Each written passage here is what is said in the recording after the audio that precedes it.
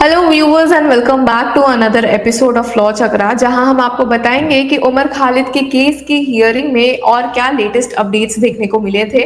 उस हियरिंग का ये पार्ट 2 है। पार्ट 1 आपने देखा होगा कि कैसे बहुत ही इंटेंस आर्ग्यूमेंट्स रखे गए हैं सुप्रीम कोर्ट की बेंच के सामने, जो कि जस्टिसेस अरविंद कुमार और एनवी अंजारिया की है। कैसे उमर खालिद की तरफ से सीनियर एडवोकेट कपिल सिब्बल ने एक बार फिर से कहा कि उनका नाम किसी भी एफआईआर में शामिल नहीं है, जिसमें था भी उसे डिस्चार्ज कर दिया गया है। तो अभी तक उन्हें जेल में रखने के पीछे की वजह क्या है, वो भी करीबन 5 सालों से। अब व्यूअर्स, इस केस में जैसे कि हम जानते हैं सिर्फ उमर खालिद नहीं इन्वॉल्व है, कई लोग तो ऐसे हैं जो उमर खालिद से ज्यादा लंबे समय तक के लिए भी जेल में मौजूद है, जैसे कि गुलफिशा फातिमा हो गई। अब इस केस में मिरान हैदर भी है, शर्जिल इमाम भी है। सब कोई जेल में बंद है और सबकी बेल प्ली की सुनवाई एक साथ सुप्रीम कोर्ट में हो रही है। तो अभी हमने आपको बताया उमर खालिद का केस कि इसमें अभी तक सीनियर एडवोकेट कपिल सिब्बल ने क्या कहा है। उसके बाद हमने देखा है शिफा और रहमान का भी केस। पर अब जिन कुछ अक्यूज्ड की हम बात करेंगे, उन्होंने कुछ ऐसे पॉइंट्स रखे हैं जो आप सुनकर चौंक जाएंगे। और कहीं ना कहीं यही सवाल लोगों के मन में आ रहा है कि अभी तक इतने सारे अक्यूज्ड को जेल के अंदर क्यों रखा गया है, जब ना ट्रायल खत्म हुआ है, ना ट्रायल खत्म होने की संभावना भी दिख रही है। तो चलिए देखते हैं कि अब उमर खालिद के केस की हियरिंग में आगे क्या हुआ और एंड में सुप्रीम कोर्ट ने क्या डिसीजन लिया है। अब व्यूअर्स, जैसा कि आप जानते ही हैं, सुप्रीम कोर्ट में हियरिंग हुई है उमर खालिद, शर्जिल इमाम, गुलफिशा फातिमा, मिरान हैदर सबकी, और बेंच है जस्टिस अरविंद कुमार और एनवी अंजारिया की। हमने देखा ही कि सीनियर एडवोकेट कपिल सिब्बल ने बहुत सारे इंपॉर्टेंट पॉइंट सुप्रीम कोर्ट के सामने रखे थे। उसके बाद बारी आई थी शिफा और रहमान की, जिनकी तरफ से सीनियर एडवोकेट सलमान खुर्शीद मौजूद थे और जिन्होंने भी एक एक करके इंपॉर्टेंट बातें रखी। और उसके बाद व्यूवर्स हम आते हैं सीनियर एडवोकेट सिद्धार्थ अग्रवाल के आर्ग्यूमेंट्स पर, जो कि मिरान हैदर की तरफ से मौजूद थे। और यहाँ पे उन्होंने सुप्रीम कोर्ट को बहुत ही सिंपल लैंग्वेज में समझाने की कोशिश की कि जो ये इम्प्यून्ड ऑर्डर इस केस में, यानी कि दिल्ली हाई कोर्ट का, वो क्या कहता है। तो हाई कोर्ट ने डिवाइड किया था लोगों को कैटेगरी के बेसिस पे, और इंटर से पैरिटी कैसे कंसिडर की जाएगी कि किसे बेल मिलना चाहिए या नहीं, किसके ऑफेंसेस कम लग रहे हैं। तो उसमें हाई कोर्ट ने रिकॉग्नाइज किया था सर्टेन इंटर से सिमिलैरिटीज, इनिशियली ग्रुपिंग शर्जिल इमाम और उमर खालिद टुगेदर, और उसके बाद सबके बीच कॉमन यही है ड्यूरिंग ऑफ इनकासरेशन। इस केस में ऑलमोस्ट सभी लोग 5 सालों से ज्यादा जेल में बंद है, but the nature of allegation is distinct और delay and everything is the same. और कोई ज्यादा सुप्रीम कोर्ट जजेस को यहाँ समझने की जरूरत नहीं है, ज्यादा ट्रबल लेने की जरूरत नहीं है। तो डिस्टिंक्ट है allegations, but long term of incarceration है। बहुत सारे ही लोग 5 साल से ज्यादा से जेल में मौजूद है, जैसा कि व्यूअर्स मैंने आपको बताया भी, उमर खालिद से ही ज्यादा समय के लिए गुलफिशा फातिमा इस केस में जेल में बंद है। और वो भी इंटरेस्टिंगली कि सिर्फ एक लौती वुमेन वो इस केस में अभी तक जेल में बंद है, और उनकी तरफ से सीनियर एडवोकेट अभिषेक मनु सिंघवी ने लास्ट हियरिंग के दौरान अपने पॉइंट्स रखे थे। अब यहाँ हम फर्दर जाएंगे तो सीनियर एडवोकेट अग्रवाल ने कहा है कि raising and collecting funds is very important as this was used to deny me bail. 1.6 crore was the amount spent for these rights. I received 80,000 in my amount. They say I paid 2 lakh out of our 1.6 crore, and that is how central my role is.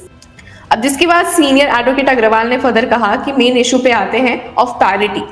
In 2021, 3 co-accused, including Asif Iqbal Tanha, were granted bail by the Delhi High Court in the same conspiracy case. The state challenged that order before this court, which initially clarified that it would treat the High Court's ruling as a precedent. Ultimately, however, the Supreme Court upheld the grant of bail, and the 3 continued to remain on bail as the special leave petition was dismissed. तो viewers, यहाँ पे senior advocate Agarwal ने emphasis दिया है कि जब इस case में जो co-accused थे उन्हें बेल मिल चुकी है, सुप्रीम कोर्ट ने भी उसे अपहोल्ड कर दिया गया है, तो बाकी अक्यूज्ड के केसेस में ये सेम पैरिटी, सेम इक्वलिटी क्यों नहीं दिखाई दी जा रही है। फर्दर सीनियर एडवोकेट अग्रवाल ने कहा कि इनिशियल स्टेज पे कोर्ट ने क्लैरिफाई भी किया कि Delhi high court order would not serve as a precedent and held no bearing since bail had already been granted, but the 3 accused however continue to remain on bail. 3 persons having an important role were granted bail in 2021 and we are here in 2025. What was argued was that yes, there is a difference and my role is actually much lighter than them. तो viewers, यहाँ पे senior advocate Agarwal ने कहा कि उन्हें 2021 से bell मिली हुई है और 2025 चल रहा है, अभी तक उमर खालिद, शर्जिल इमाम, इन लोगों को बेल नहीं मिली है।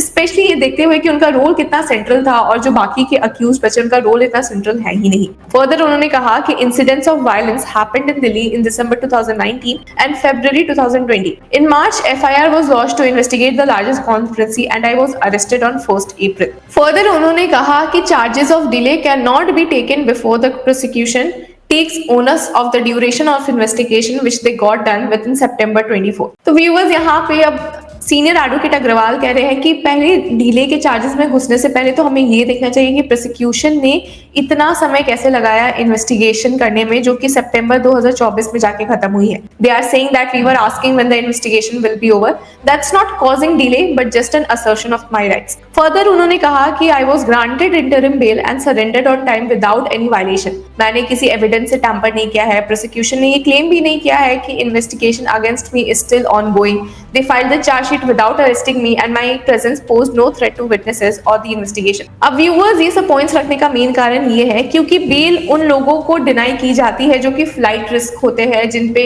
शक रहता है कि वो देश छोड़ के चले जाएंगे या बाहर निकलते ही एविडेंस टैंपर करेंगे या गायब हो जाएंगे। बट यहीं पे सीनियर एडवोकेट अग्रवाल ने कहा कि मुझे जब इंटरिम बेल भी मिली थी तो मैंने अकॉर्डिंगली सारे रूल्स फॉलो किए थे। फर्दर उन्होंने कहा कि Natasha and Devangana have both gotten bail, the charges against them and we have been shown they have been part of core groups and attended important meetings, but these are not charges against me. High Court just show that fundraising is a serious charge. तो viewers यहाँ पे senior advocate Agarwal ने further कहा कि जिनका core काम था वो तो बेल पे हैं, मुझे फंसा दिया गया है, मुझ पे फंड रेजिंग को इतना बड़ा सीरियस चार्ज दिखाया गया है जिसकी वजह से मैं अभी तक बेल में हूँ। फर्दर उन्होंने कहा कि even after giving 2 lakh out of 1.6 crore which is less than 2% he is referred to as a key fundraiser.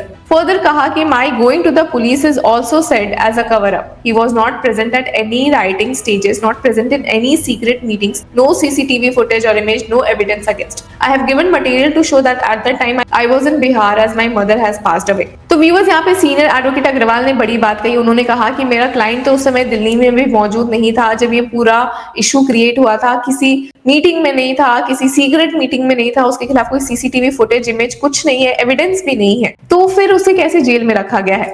Further कहा गया कि the chargesheet shows photo of alleged secret meetings but I am not in them. In another photo they claim I am present but at that time I was in Bihar attending my mother's last rite. तो यहाँ पर senior advocate Agarwal ने conclude किया है।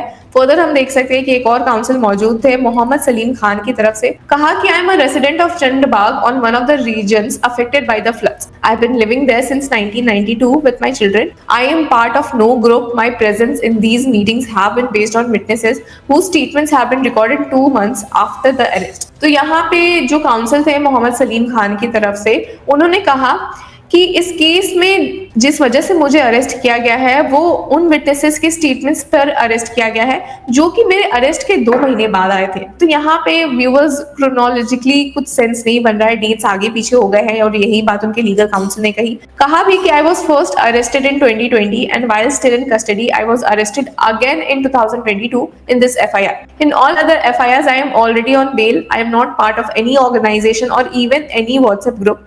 There isn't a single speech attributed to me, let alone an inflammatory one, and no victim has alleged any act of violence by me. The only accusation is that I helped organize the Chand Bagh protest and was seen using a wiper to turn away a camera. The High Court itself noted this allegation and held it was not enough to justify continued custody. Importantly, the co-accused has already been granted interim bail 6 times. तो वापस से यहाँ पे council ने बहुत ही serious बातें कही है।